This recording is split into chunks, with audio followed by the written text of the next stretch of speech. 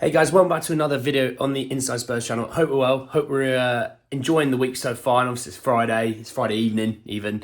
And we're looking forward to a good weekend. I know England play tonight. I don't know if you're going to be watching it or not. I know those sort of games really don't tickle the fancy of a lot of fans.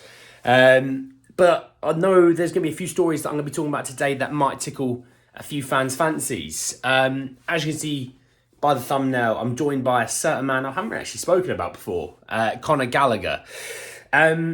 It came out a few days ago, and I tried to not really take too much notice of it. I think there was a few aggregator accounts that are not really in the know, let's be honest, saying that Spurs are in for Conor Gallagher. Now, it's not as advanced as you think it is, okay? So this came from The Athletic, okay? Big publication, very much in the know. And it says that West Ham, Brighton and Tottenham are currently the main contenders to buy Conor Gallagher from Chelsea. With Conor Gallagher, I'm going to go through maybe some pros and cons of potentially the move. I mean, the first one is homegrown. That's always a tick, and I think it's something that Spurs do struggle with as homegrown. Prem proven, good with the set pieces, lots of energy, gets stuck in. There's a few there. The cons are, I mean, maybe it was just the Chelsea team that was kind of, a struggling team last year. Maybe he didn't really help him in this regard, but didn't really feel like he did much for Chelsea. Didn't really show what he's about. I think maybe he was potentially played out of position. But when we looked at him at Palace, I thought he had a fantastic season. I think anyone that played fantasy football that year definitely got crucified by the fact that if you didn't have Conor Gallagher, for about a couple of months stretch, he just crucified other players that didn't have him. He's a good player. There's no denying that. He's 23 years old, still very young, not anywhere near his prime, is England capped. In terms of a system that could suit him, you would look at Postecoglou's system that would suit him. When we play a 4-3-3 with two box-to-box players, Conor Gallagher could easily sit in that position of a number 8. My only concern would be the fee. And I was sort of thinking back and forth on this. I was thinking Chelsea are probably going to want about 50 million, right? English tax, has played well in the Prem before. For me, I'd be looking more around the 30 million mark that I think is a good price. I don't want to overdo it. I mean, we don't need depth as much this year in terms of the fact we're not playing every single 2 or 3 days. But we do also need quality. And if he's going to come out that he's going to be 40, 50 million, I think we could probably get better quality elsewhere potentially. But that was the sort of the main story to start off with, okay? We'll sort of see from there how it goes. Just a really quick one, because it just recently hit a few minutes ago that Spurs are very close to agreement with Juventus for Kulusevski. Obviously, we had that obligation to buy had we made the Champions League for 35 million euros. We never obviously made the Champions League, therefore there was no obligation to buy. So technically, he is back to being a Juventus player. I think Juventus wanted him gone. We wanted him here. We just didn't want to pay 35 million euros. Or if we were going to pay that, how could we pay it in installments? And it does sort of look like it's probably going to be more so like 30 million euros and in installments. So again, I think look, we wanted him, and it's a smart move to say, look, we're not paying 35 million euros. He wants to come to us. You want him gone. Let's work out a bit of a deal that suits everyone, right? So fair play. They got a few quid knocked off there. What I don't want is that to become a situation where, well, that's technically part of our summer transfer window budget, so they're going to have to deal with that. Shouldn't be like that. We should be looking to have that on top of our budget, okay? A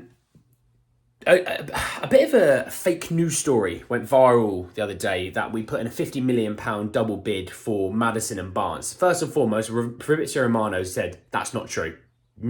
It's never happened, okay? And he actually said that Spurs knew it'd make no sense to submit a joint bid for 50 million. Spurs are working on both Madison and Barnes deal, but reports have bid as described as wide of the mark. Now, obviously, I know in terms of these sort of deals, you start low, they start high, you work into the middle, right? I would say the starting low point is probably about 60 million. Okay, they'll probably reject that, obviously. They'll probably want about 80 to 90 million. You'll work it down to about 70 to 75 million, okay? Which I don't hate that deal personally for 70 to 75 million. I think that's a good deal. I think it's definitely something that we should be looking at. moving on a little bit away from that, because I didn't want to talk too much about that. We already know that we're the favourites at the moment to sign Madison and Barnes, so we just need to keep our foot down and just get them sorted. There's no reason why we're looking July 1st in a couple of weeks' time, where we've not got David Raya sorted, we've not got Madison and Barnes sorted, and we've not got a centre-back sorted. There's no reason why it couldn't be that.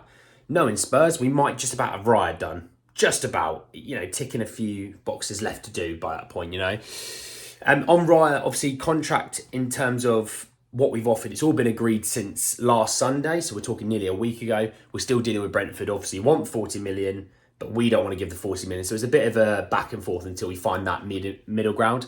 I'm not worried about it. I think that deal does get done, though. And I think it's done within the next week. Okay, so by July 1st, it's official sort of thing, it's done. But I'd say before July 1st, I expect that to be done. I think it's just a matter of time, really. So, and I think a lot of fans sitting there saying, oh, just pay the money, just pay the money, just pay the money. You're foolish. You are foolish. We don't come back to pre-season training for another couple of weeks. Brentford have already signed the replacement. He's got 1 year left on his deal. He's already agreed a contract with Spurs. He wants Spurs. Why would we pay what Brentford want? It's working a negotiation. You bid low, you work into the middle. And I think it's going to be about 30 million. Which is still a good deal for them when obviously he's been rejecting that many contracts leading into this summer. It's going to get done. It's about being patient there. He doesn't need to be signed right this second. He's not going to be here for another 2 weeks anyway because of training. So there's no need to rush this.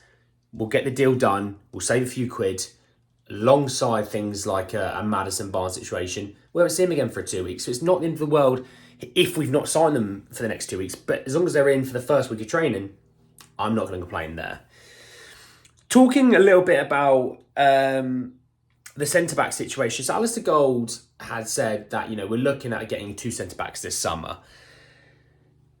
Now, put a caveat in that. He has said that for the last few windows, okay? But when we look at the centre-back situation, so quick one on Clement Longley. Obviously, he never had an option to buy or anything like that. So he was always going back to Barcelona because of that, right?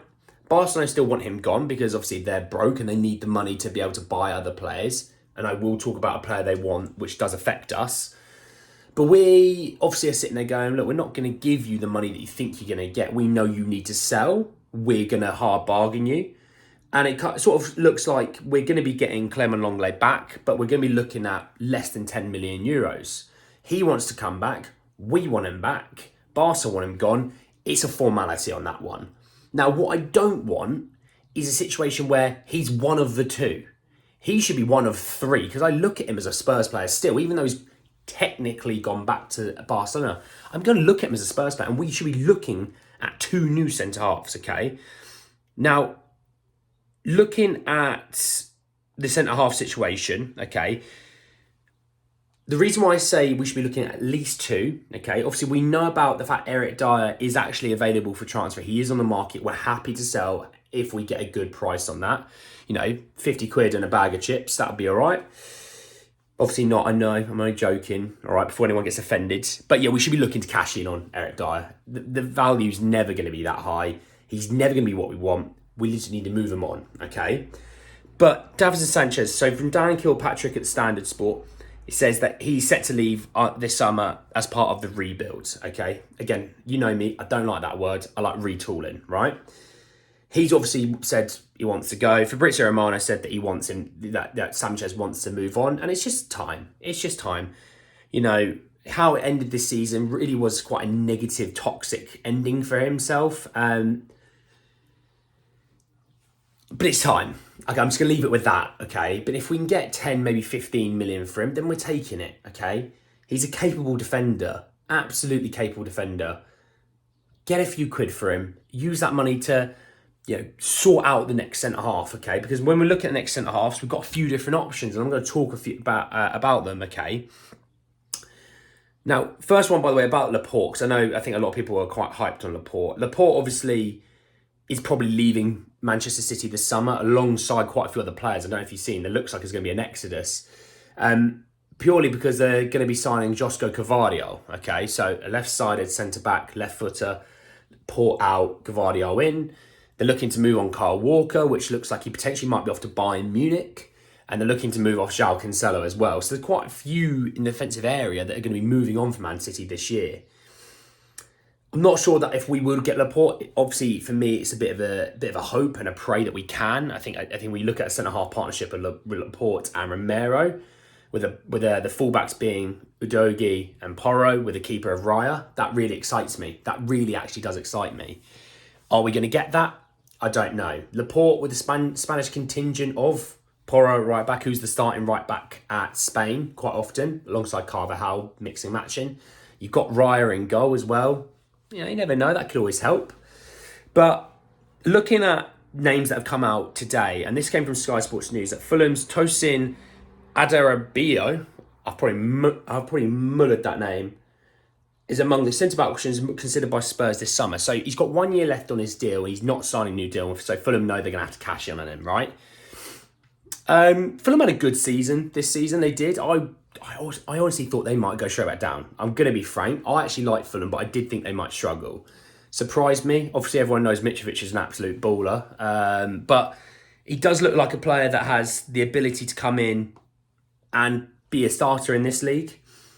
He's not my first option, okay? I won't lie, because another first option is coming on the list. Obviously, I know Laporte, but that's more of a dream. I have a first option that I'm going to be speaking about in a second.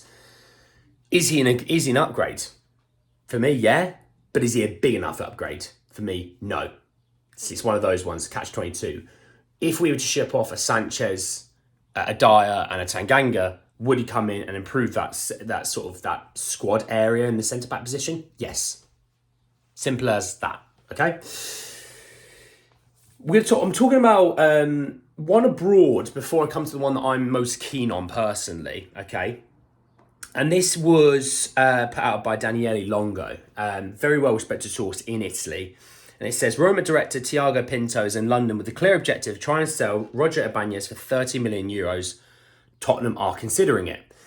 Because it came out a couple of days ago that there's someone that's quite advanced for Ibanez, and there was only been one real interested suitor previously, and that was Spurs, so kind of people put 2 and 2 together.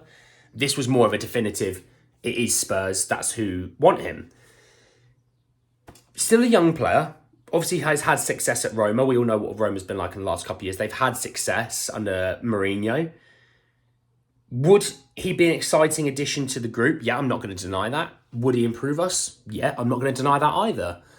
When we look at the sort of value of him, about 30 million euros, so about 25 million pounds, again, it's not that much money in today's age. And if he turns out to be a half-decent centre-half that gives us quality, he's worth double that. If in Levy's eyes, he's going to be worth double that. Would he improve us? This is always the question I always ask. Would he improve us? Yes. Would he make us considerably better? Potentially. Maybe not at this present time. But again, like the last two guys, have age on their side. Maybe with a bit of TLC and arm round them, if they make a mistake from Postecoglou, maybe they do develop. Maybe they do turn into, top quality centre halves. Okay. The one I really am interested in, we've been linked to him before, but I am actually interested in him, and again for a few reasons why. Mark Guay from Crystal Palace. Excuse me. So he's basically, we've got a holding interest in Mark Guay. We've had it so since last summer, but there are other teams as well. But let's speak on Spurs. A left-sided centre-back, left footer. He's been a really key part to Crystal Palace. He's developed a lot in the last 2 years. He's England international now. He does have 3 years left on his deal, so he's not going to come cheap, okay? Palace are going to want 50-odd million, I reckon, for him. That's not cheap in today's market. When you look at Ibanez, Longley, and the other fella, probably going to cost 60 million. Tosin, sorry, I'm not going to say his last name. Tosin's what I'm going to go for. It's a bit easier. It's going to cost about 60 million pounds. So this guy's going to cost quite a big chunk of money. Would he make us better? Yes. Does he have an upside? Yes. Would he make us considerably better? Yes, in my opinion, that's how I look at it. Plays in the back four at Palace, which is also helpful. Can play out from the back. It's something that I think we should definitely be looking at, okay? Yes, he's going to cost a lot of money, but the upside really is there with a good, nurturing team around him. He'd get into the squad nicely. There's going to be players in the squad that he does know as well, which is always helpful. And that's someone that looking at a list of players that we've been linked with for the centre-half position, other than Laporte, that's the guy that I'm most interested in, okay? Speaking of There's a lot, by the way. I know I'm going from subject to subject. I'm just not going to try and spend too long on each one, otherwise I'm going to be here all day. And, as much as I like talking Spurs, I do want to enjoy my Friday evening, all right?